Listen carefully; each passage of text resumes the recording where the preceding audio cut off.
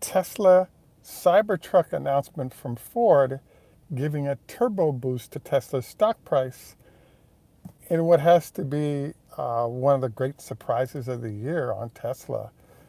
We also kind of take a look at what's going on at Ford and the CEO unable to find any charging for his vehicle. This is Greg for Teslafaninsight. Thanks once again for joining us. If this is your first time, welcome. If you're a repeat visitor, welcome back. We also want to thank our Patreon supporters. If you enjoy the show, like some better ideas on investing and trading, please join us on our Patreon page. So the last week has been, as you've seen, rather strange. The reason I say it's strange is that, as you saw, Elon announced sort of new price cuts, and those price cuts are obviously designed to sort of boost sales, and he actually chose some specific price points on the S and X that he was doing, as well as the Model 3 and even some Ys. So what this kind of suggested is that perhaps the numbers might be a little bit light for the quarter, and therefore the stock price started to fall. So all of a sudden, we got a report from Forbes that referenced some activities by Elon last fall, and then all of a sudden we, so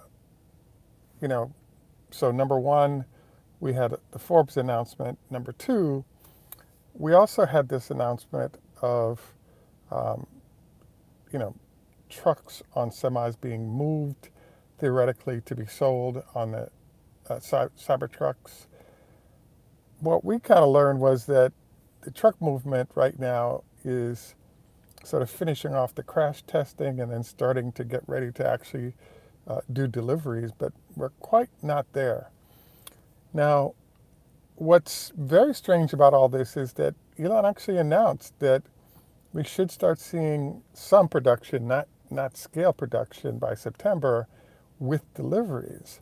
And then we would start seeing a ramp up as we moved further and further into the pre-Christmas period. So what's kind of unusual right now is that sort of there seems to be this brand new process that's been installed. Now, what do I mean by new process? Well, if you think about it, over the last 3 or 4 years, we've had a number of sort of hedge fund tricks. So, for example, we actually had an announcement that said that there was a Tesla supplier in Asia, this is a year and a half ago, and that supplier had seen a decline in orders, which belied a decline in potential sort of revenue and profit for Tesla. And then all of a sudden we would see the stock price dive. So I was kind of stunned to see the latest iteration of that, where we have, I guess, Wall Street Journal is a credible entity. So, we've had Forbes, the Wall Street Journal, referencing sources that are indicating information that, instead of being negative on Tesla, was positive. So we kind of saw a stock price that bounced from the 215 territory to a high of 245 last week. And most of the gains that Tesla experienced are still being realized. Now, why is that strange? I mean, the Cybertruck, this is strange because almost all the information that was presented was already known. So that brings up the question of, well, how can the stock price be moved for stuff that's already well known and everyone's just waiting for the implementation of that, which in this case is the Cybertruck, to show up?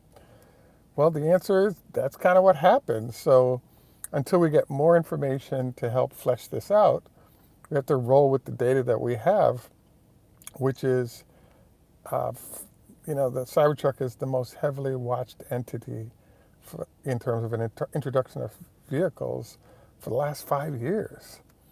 And, there's been a whole bunch of information put out, like cold weather testing in New Zealand, numerous videos or shots of sort of components of the truck being produced and readied in Austin. We've also seen sort of test vehicles that are over there being driven by Elon and others, and now we're starting to get sort of vehicles being moved by truck and photos coming out of that. The challenge, though, is that yes, we do have vehicles in motion. The problem, though, is that we're not seeing small, even large or small scale announcements for people that they're now scheduled to receive their vehicles on a certain date. So the longer this goes, we're sort of in the zone where it's hard to get finished deliveries if we haven't scheduled any, and everyone is eagerly awaiting. Now, as you probably know, the first group of people to receive their Cybertrucks will likely be company order folks. They'll get their vehicles, there'll be several hundred out there. Those orders will allow the company to use sort of internal and individuals to help sort of work out all the bugs and make sure we're in good shape. Now, I think we're pretty close to that, but again, it just seems very strange. And I think it's great that the stock price is up. I don't think it's bad. I just think it's amazing to have folks who typically are trying to destroy the stock price actually helping to boost it up. Now, the other thing about the Cybertruck and its production numbers that I see is that the numbers being bandied about, I've heard, is 250,000 vehicles over the next year, which is good. The thing, though, is that when you consider Tesla's that it is, by the end of this year, is running at a 2 million vehicle a year clip, we're sort of in this zone now where, 250K is a nice addition. It's not bad, but it's not 500 or a million vehicles being added. Obviously, there are clearly going to be more vehicles sold because the factories keep pumping out and increasing their production. But, the Cybertruck is a nice new addition. Its sales will grow. And so I think it's great what's going on. The challenge I'm seeing is that without delivered vehicles and a lot of, numbers being racked up for folks getting in those vehicles, I feel like we're kind of stuck in a certain price range of the stock that's only broken initially by having the Cybertrucks delivered and then only from having those vehicles delivered at scale. So I'm actually hopeful we can sustain pricing where stock is currently, but it's very hard to imagine it sort of staying here without the boost that comes with actually seeing vehicles in the hands of different consumers and the spread in broad range of folks getting their vehicles and driving them. So there's one other point that I wanted to cover today, which focuses on the CEO of Ford. He actually has done a couple of trips. The last one was he took a Lightning out for several 100-mile trip. And he ran into a challenge, which was first, when they went to the charging facilities, the facilities were either not working properly or broken. And so this brings up an interesting problem that's emerged, which is he pointed out that they look forward to the partnership with Tesla yielding access to large numbers of Tesla charging facilities, which does happen by the early part of next year. But I was also kind of surprised because there is this phenomenon right now also happening where there are a large number of companies that are seeing high inventory of electric vehicles. And I have to say that I somewhat agree with the consumers, which is if the charging facilities are a year and a half away from showing up, why would consumers pay very high prices for vehicles that are going to be range anxiety nightmares for them? And so I just believe Tesla ends up being the best solution. Its high-speed chargers in large numbers, largely eliminate folks' concern when they're not charging at home, of having access to charging facilities that work.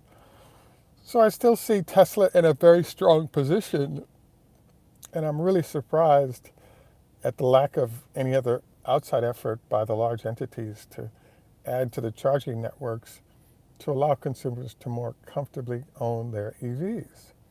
So I still think this is another example of the strength of Tesla. They're in this position. It also shows why consumers are still buying Tesla, because they lead on software, on hardware, performance of the vehicles, etc. There's just a lot of happy customers that are driving, considered continued sales. One of the other sort of question marks that's out there is, as interest rates are rising, we also have a little bit of a headwind for sales, given that those higher rates result in consumers being less inclined to buy as they have to pay more for that vehicle. So hopefully we see some kind of modification or adjustment allowing Tesla to offer interest rates that help consumers out to some extent and therefore help to continue boosting sales. So in general, as we're seeing Tesla's in a solid position. The Cybertruck will show up and make a dent and will draw a lot of new customers to the brand. The challenge, though, is kind of when is that going to happen and in what kind of numbers, and therefore, how does that affect the stock price in the process? And I think it's a positive circumstance.